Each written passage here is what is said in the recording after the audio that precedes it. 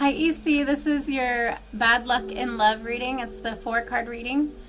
Today it is January 11th and I hope this really resonates for you.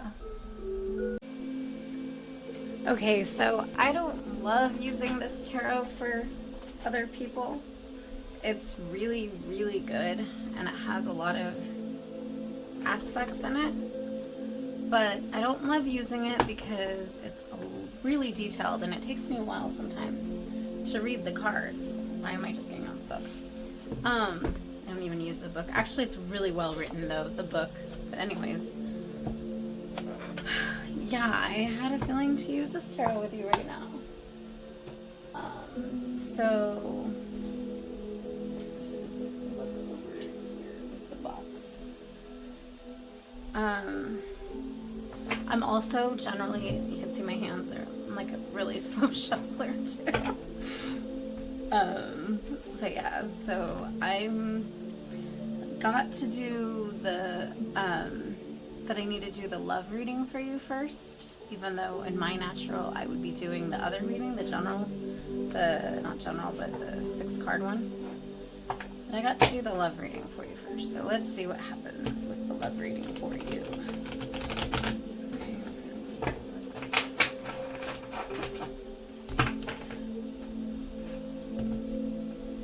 And I don't really pay attention to reversals.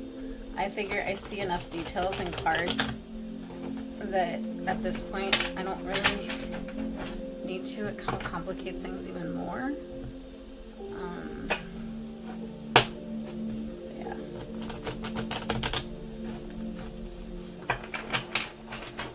I just usually shuffle until I feel right about it. Sometimes I'll get a number or I'll ask for a number. Yeah.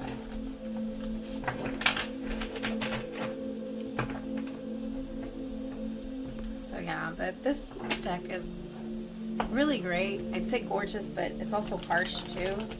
I don't know how to describe it. It's really beautiful. It's really artistic. But yes, I got to do this one for you. I don't get to do this one for very many people either. Like usually when I ask like which one, I don't feel this one usually for very many people. I got to do it the other night though, for like actually a relationship post reading.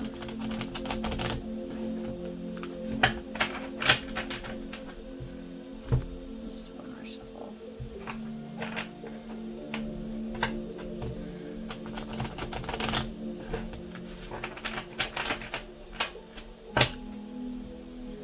Lately I've been using like flyers, but I think we're not going to do flyers this time. We're just going to do regular cutting. And I'm weird about cutting, so I'll just like cut multiple times and be like, oh, okay, there we go. That's how it goes. That's how I feel. Okay. That's so weird, sorry. So, because it's a love one, I'm going to do with a spread. And I kind of feel to go with the energy that you're, like where you're at right now, and the energy that you've been working with in yourself in these patterns, these relationship patterns that you've been in. And even when you're not attracted to somebody, just in general, that energy that you have in yourself that you're coming with.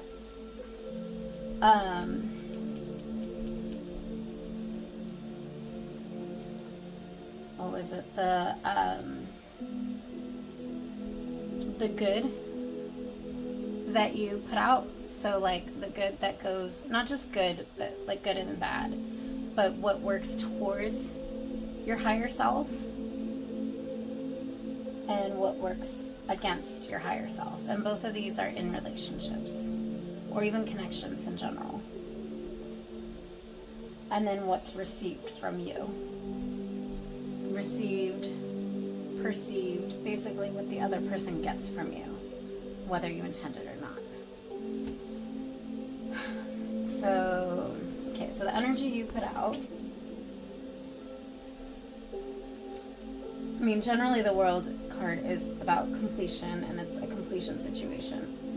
I'm gonna go ahead and put the others. So this is what you're doing good coming out, and this is the negative that's coming out. That's not for your higher self either, so it's like not even part of your identity and your best self. And then this is what's received. So with these cards, I like to kind of look at the details too, because yeah, generally the World card is about completion and coming to completion, and kind of like what I feel with this right now is kind of like tying up loose ends.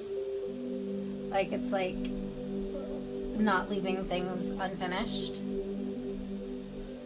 I mean, part of that energy could also be a matter of you having a energy when you go into relationships and connections, you having an energy of what's the word? It starts with a C. Oh my gosh, closure. But the thing is if you have energy of closure when you're going into a relationship, the only reason you'd have that kind of energy is if you're coming in with past wounds that need closure, need healing. I kind of feel that right now, but we'll see. Based off these cards.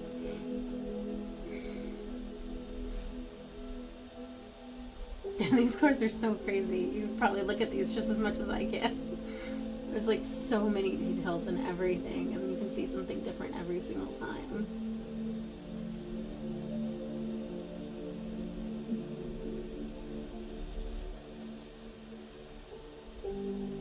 That's interesting. I'm noticing she has the wands. I mean, that's not the wand, like Queen of... Like, that's not a wand, like, from the wands suit specifically. It's not, it's the World card. But she kind of has the wand, and it's like... It's even like the star and everything, so it's like almost like a magic wand. And it's pointing to her. And it's almost like that's what you want to be. And obviously, I mean, that's the good that you put out. But there's something else to that.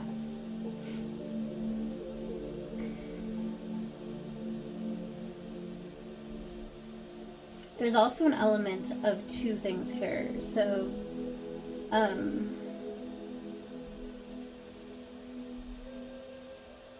think this is a lion. I need to look and see what actual symbol she's trying to draw there.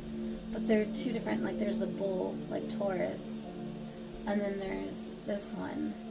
So it's two different energies, which she does a lot in her cards. And it looks almost like a choice, and she's like, I pick you. But yeah, it's like she's operating in that though. Like she's coming from two different places in her mind or in her motives, yet she's picking one, even though she has two in there. The Eight of Swords, well, I'll tell you. So the Queen of Coins is, well, it's Queen of Pentacles. It's kind of about influence over the material.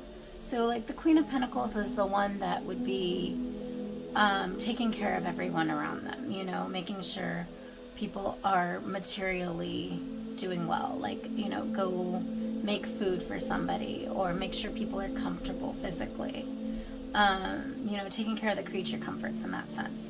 So that's who the Queen of Coins is. That's her strength, is to influence those and to influence the climate, the emotional, even the financial. I mean, yeah, to influence it by bringing comfort to people, making things easier for people, even to sometimes strive towards, or not strive towards, but work towards wealth. But that's her biggest strength. It's funny, she has like Queen of Diamonds in her bra. I love this deck. That's interesting. It's like she's the queen of coins and she has the queen of diamonds in her bra. It's like, it's almost like up your sleeve, you know, if you have something up your sleeve. It's like, she has that there.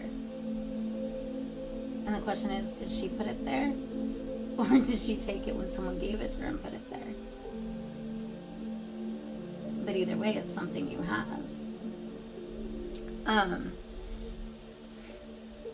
And then, so this is the positive. This is the thing that works towards you, is making things easier for the people around you as far as the physical, the material, the financial, all of that, but influencing people through it. So it's not authority through it, but it's influencing. So again, it's changing the environment, changing the mood, encouraging other people.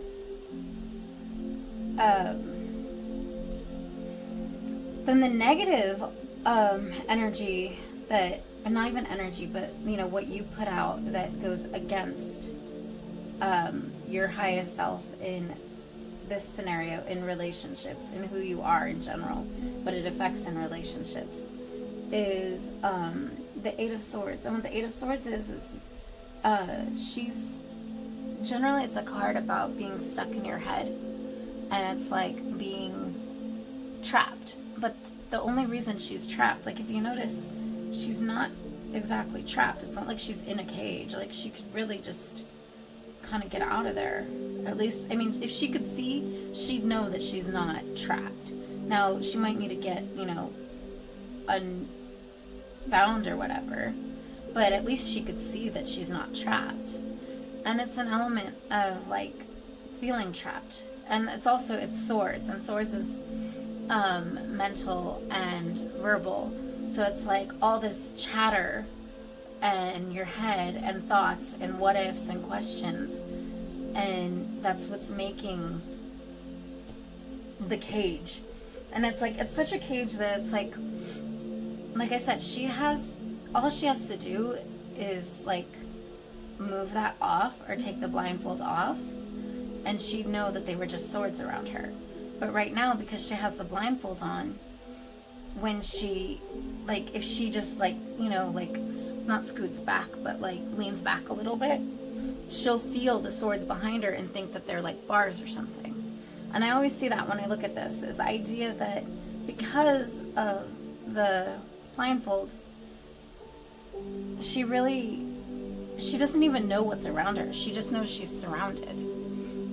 And that's kind of how the thoughts are. You know, it's like, that's the negative. That's the going against your highest self in relationships, and how it affects in relationships and connections in general, is this feeling of being, I want to say bound. I mean, I know she's bound here, but not captive. That's the word I'm trying to say. But all of it is mental. It's all in the thoughts and the fears. And it's a matter of moving past that and choosing to take off the blindfold, or choosing maybe to, like, you know, move it. Because that's one of the biggest thing with this card, is usually it's the idea that you're not actually captive, and that's a choice, or not a choice, but a choice of perception to change that mentality or to change that perception. And that's kind of how I see, is like, she's like, okay, well, there's two things here, and she's like, I choose you. And that's what she puts out, and that's what you might be saying. Okay, yeah, well, I'm good in the sense that, you know, I have hope, and I do this and I do that, and you know, you help, and you seem like, you know, you're decent hearted and everything. But inside, if you're always thinking that you're bound, it's kind of like the whole, like, oh, well, you know, if there's the bad luck thing. I've had so many things happen to me, like, I mean, one after the other. And I mean, I had my school go bankrupt and closed when I was like almost graduating or whatever. I wasn't almost graduating, but that's its own story. But I had so many different things happen, and I'm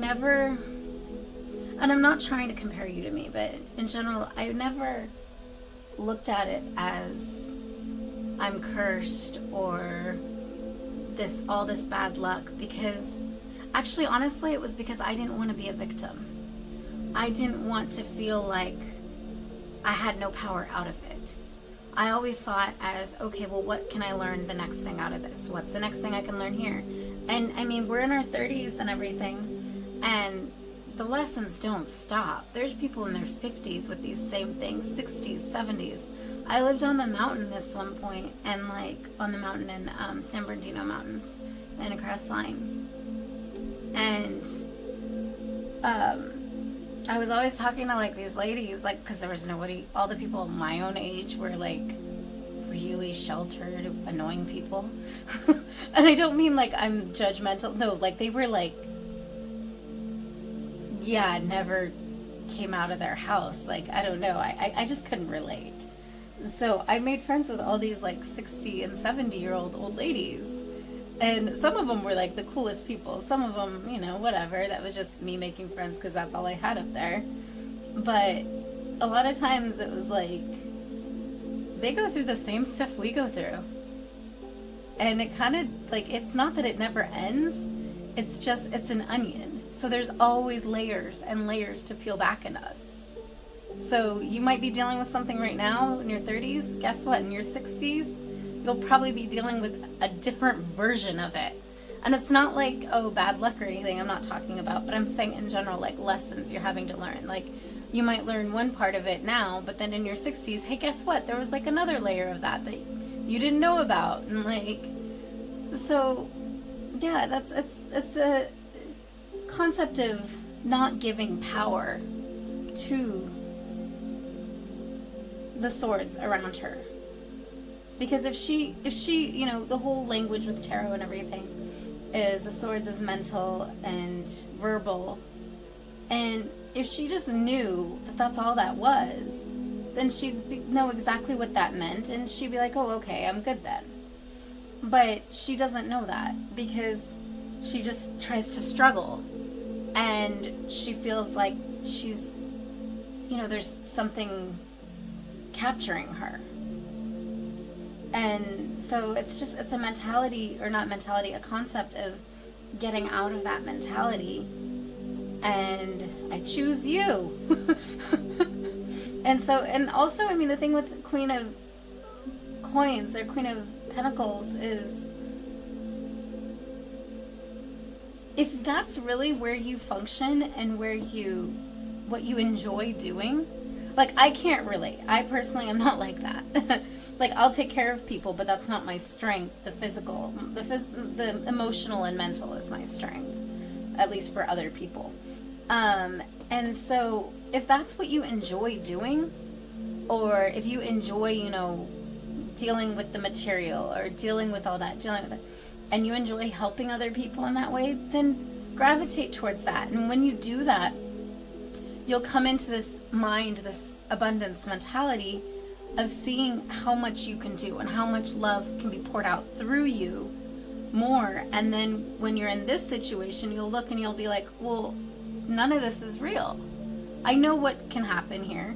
I know the miracles that can happen. Like, even with volunteering, like maybe if you volunteer and you like do stuff like that, like if you get out of, again, you were saying like the hermit mode you're in before, like if you get out of that and you start trying to help out, or just go where you're soaring, you know, whether it's you're doing good helping other people, or you feel alive and you feel powerful. And I don't mean powerful like power over others, but power like that's where your light is. That's who you are. You know, do that. And that's going to get you out of this mentality of helplessness. Because like I said, I've had many opportunities to believe that I've had horrible luck, and trauma after trauma after trauma. And it really, I never wanted to ever say, why do I have such bad luck? Because then that would make it true. And it was never true. And I'm not saying that it doesn't feel true or in that sense, but that power wasn't, that was just swords. That wasn't an actual cage. And that's what this is saying. Now, as far as what other people receive from you,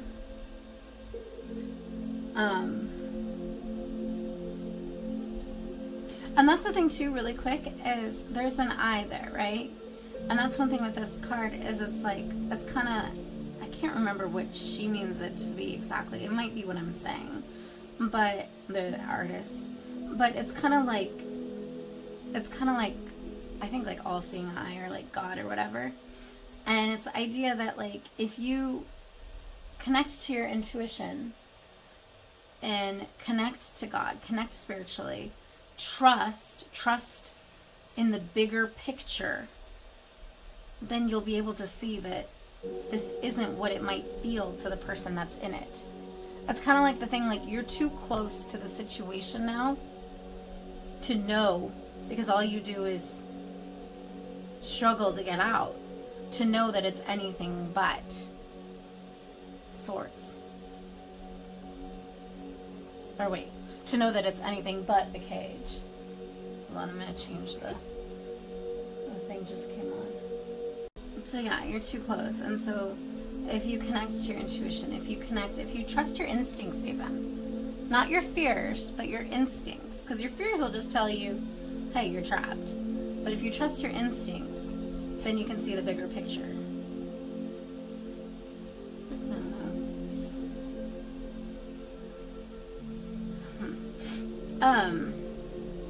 And then as far as the end, or not the end, the end, what's being received by you is the Wheel of Fortune. But with the Wheel of Fortune, it's kind of coming to a place of synchronicity and going with the flow, learning to go with the flow. But if that's what people are seeing from you, and they're receiving from you, whether that's what you mean to put out or not, this whole go with the flow, and you've had all these issues, I would think that, because if you think it's like learn to go with the flow, and here's like, okay, the diamond, think of the diamond in her, the diamond ring, I mean, come on, and then it's on fire, so it's like, it almost feels like everything that goes like on fire or whatever, like it's kind of like what you said about bad luck, like that, like, oh, anything bad can happen. I mean, heck, even the bird is on fire, I think. Yeah. And then there's, I think, the snake there. It's a lot darker right now. Like, if I put the lights on, it glares, so I'm also struggling to see it. So you probably see it better than I do. And then there's a ship there. Yeah, there's a ship there. You know what that makes me think of? It makes me think, oh, that creeps me out. Not for you, it creeps me out for me because it's personal to me. It makes me think of the, is it mermaid, or I think it's like originally supposed to be a goddess or something, I don't know. But basically like how ships have the lady statue or whatever the heck it is tied to the front. And it's like, and I think she's usually blindfolded too. And it's the whole idea, and that's the thing, like I see the steering too, and she's blindfolded. And then there's like a ship there. I hope I'm not seeing this all super wrong and you're like, what is she seeing? No, there's a ship there. Okay. But it's the whole idea of like, not come what may, but like helpless at the front. And it's like the one that's going to get the impact, like if the ship crashes, and not that, like I said, I don't think that statue is real. I don't think it was ever a real person in real life. It might be, I don't know. But if it crashes, that thing in the front, the woman statue thing, that gets the first impact. Excuse me, hold on. Excuse me. that gets the first impact. And that's kind of what I feel with this whole thing, is it's like, you're doing this, and inside you're thinking this, you're feeling this. But what you put out is this, like, not even martyr, but like, not helpless, but just like,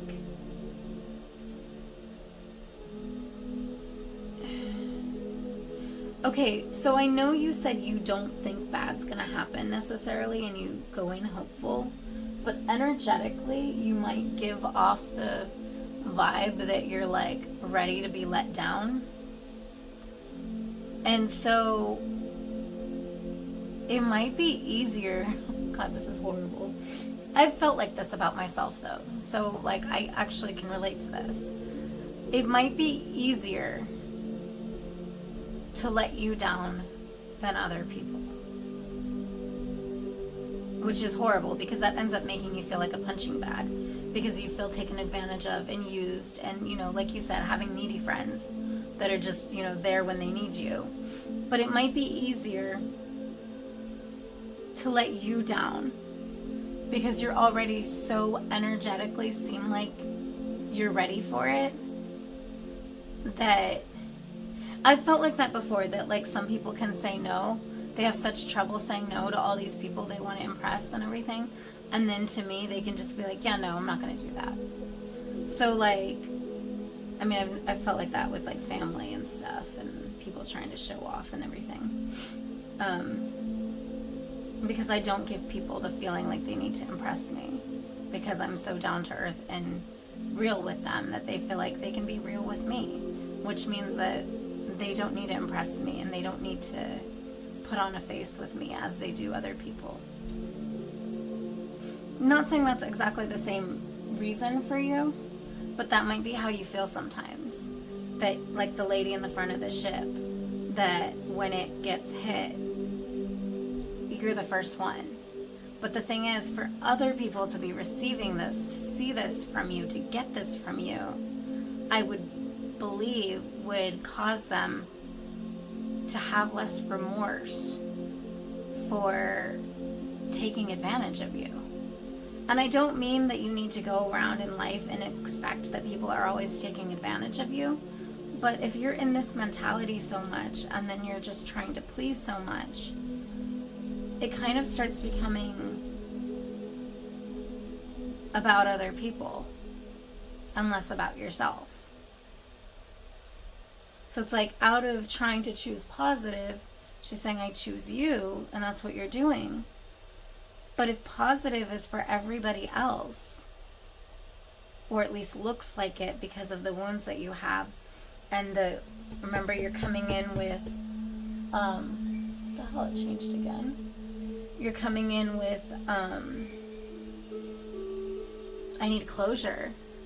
Then when you go with that energy of I need closure to any kind of relationship, any connection, you're already going in needing something from them to validate yourself, to validate your pain, or to make it go away.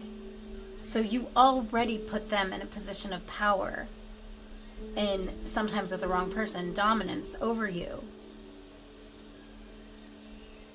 Especially if you don't actually need closure from them, and it's just a mentality because of past wounds and past relationships. You come in already where they feel like they're above you.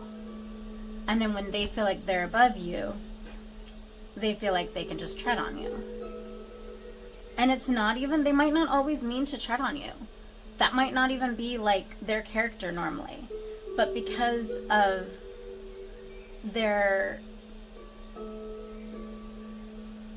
laziness and where they are in their lives, they decide that it's easier to let you take the fall, throw you under the bus,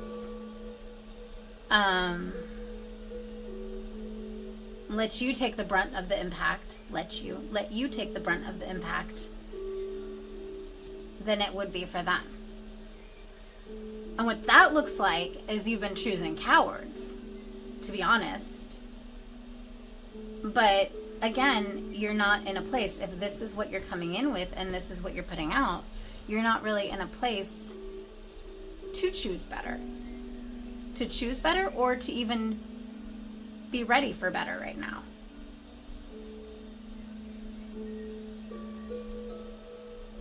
I'm trying to see if that message is done.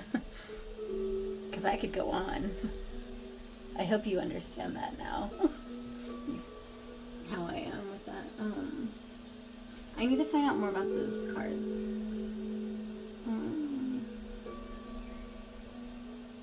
I'll read it too if you want. I don't like reading card meetings because I like to focus on my intuition and everything. But this, when I got this deck, I read her about, and literally like her about the artist or whatever. And literally, like, it made me cry because, and it actually did. It made me cry because it was so encouraging and I could relate so much to her. Like, she's an amazing writer. Let's see, I'll read this card. I haven't read this card. Let's see.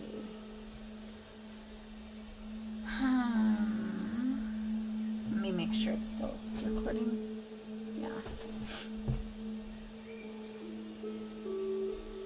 It might help if I was actually in order instead of thinking about looking for it and not actually looking for it. Hold on. Okay.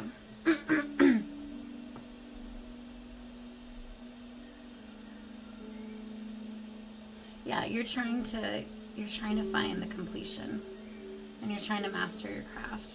But I do feel like for your reading specifically, there's an element of trying to gain closure, trying to complete it.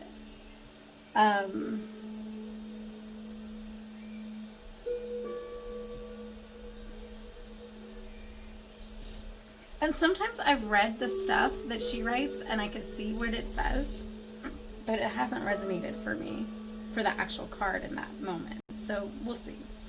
21, the world. Utter and complete vindication, victory, hard come by and richly deserved, mastery of your craft, freedom from oppression, knowing who you really are. And that's also the thing too. You're trying to go to these connections, whether they're actually, because you said you're not fully seeking actively, but even still, when you do find something, you can't find something with the even emotional desire to know who you are through it. I mean, I know sometimes that's tempting to do because you want to see yourself in that other light. It's kind of like what you said about, I mean, I don't want to pull from that, like, but you said about liking to show people around in the city, you know, when they visit. And I'm the same way. But part of mine is that validates my experience to see someone else have joy in it. And it's not just it validates my experience, it becomes more eternal because I have other wounds about things disappearing and with me. And it not being as much the same way with others. But either way, it's wait, what was it? Oh yeah, knowing who you are, that's what I was saying. But it's a thing about like when you're in a relationship and you have those wounds and you have those issues, it's so easy to be like, it feeds you because you get to experience all the things through somebody else enjoying it too. And so it's like you get a whole nother perspective. You get to add their perspective in. And for me, that's like really not enriching. It feels enriching at the time, but it can be a huge trap because it has to be good enough.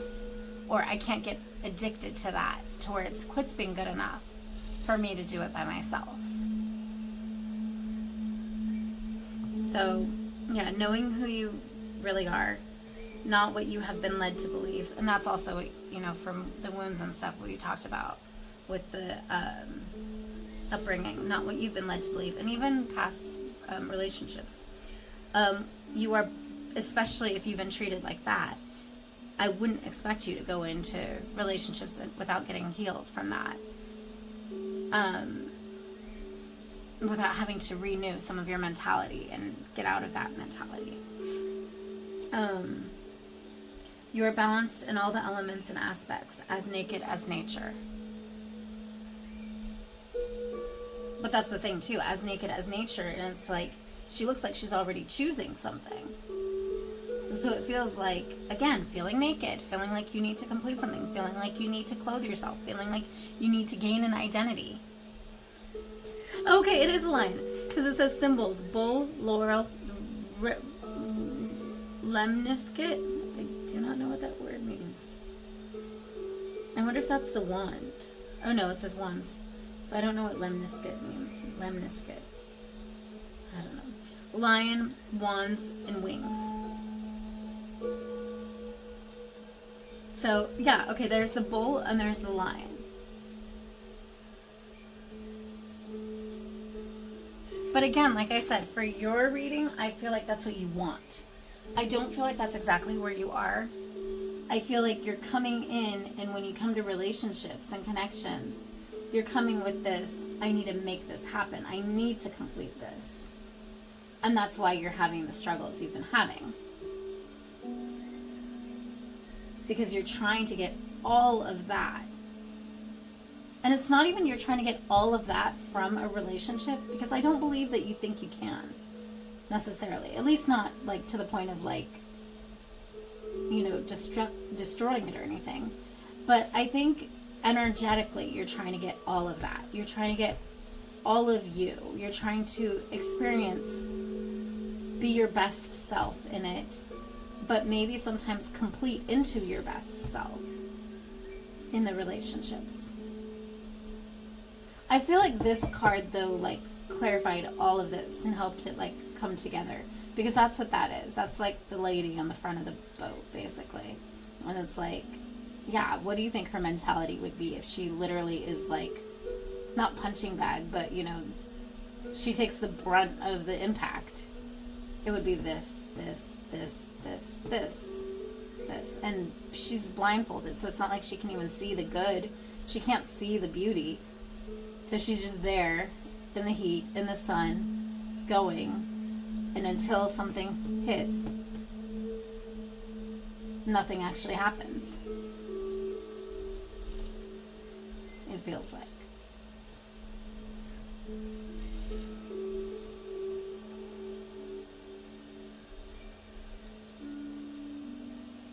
So weird. Usually I'm not on video, so I can, like, look at it and look at things and be like, do I see anything else? But now I'm on video, so I'm like, is this done? I'm trying to see if I see anything else in this card. I mean, obviously the pie, and there's so many things in that card. I think that's the gist of it. I mean, not even the gist, more than the gist.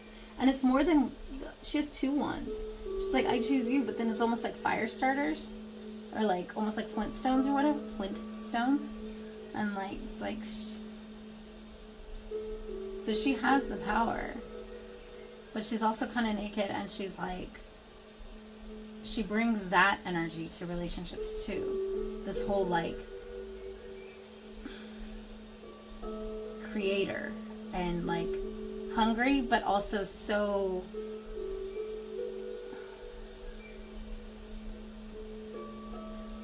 I want to say magical. I don't know. Like, it's almost like childlike too.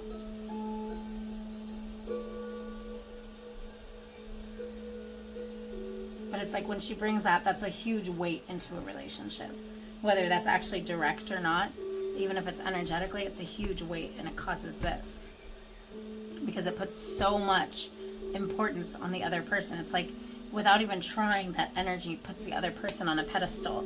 And even if you don't put themselves on a pedestal, you put the value of what a connection means to you on a pedestal. And they feel like you put them on a pedestal. And so they go into this mentality when they see you. Or not they go into it, but they see you as this mentality. Okay, I think I will just keep going and going and going and going and going if I don't stop here. But I believe that is all on this